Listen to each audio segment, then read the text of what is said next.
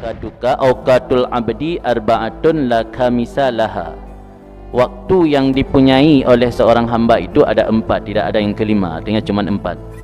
Yang pertama nikmat, yang kedua baliyah atau bala, yang ketiga taat, yang keempat maksiat.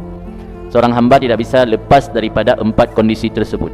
Ada kalanya dia sedang dalam nikmat Allah, ada kalanya dia sedang menghadapi ujian dan cobaan dari Allah, ada kalanya dia sedang menjalani ibadat dan taat kepada Allah, ada kalanya dia sedang bermaksiat kepada Allah.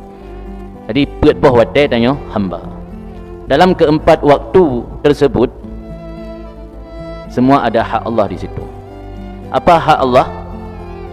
Hak Allah ketika kita dalam kondisi taat, hamba menunaikan hak Allah ketika dalam kondisi taat, memandang bahawa taat yang dia lakukan adalah minnah, anugerah daripada Allah.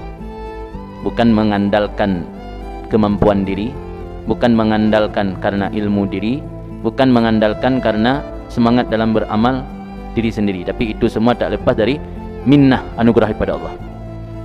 Ketika seorang hamba dalam waktu menjalani ibadat dan taat, tapi dia lupa bahawa taat tersebut adalah minnatullah, anugerah Allah, berarti dia sedang tidak memenuhi hak Allah.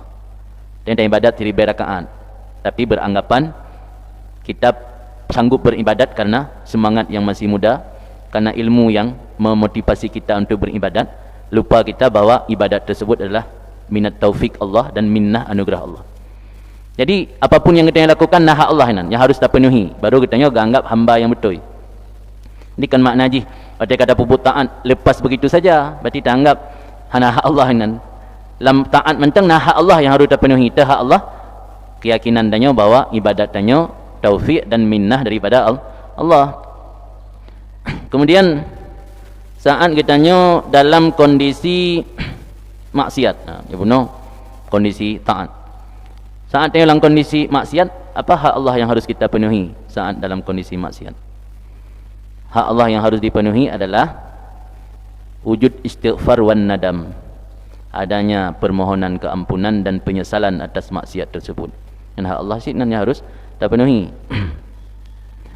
Kemudian waktu tanya dalam kondisi nikmat, patra hak Allah yang harus kita penuhi yaitu syukur dan farhul qalbi billah, syukur atas nikmat Allah dan senang hati dengan pemberian daripada Allah.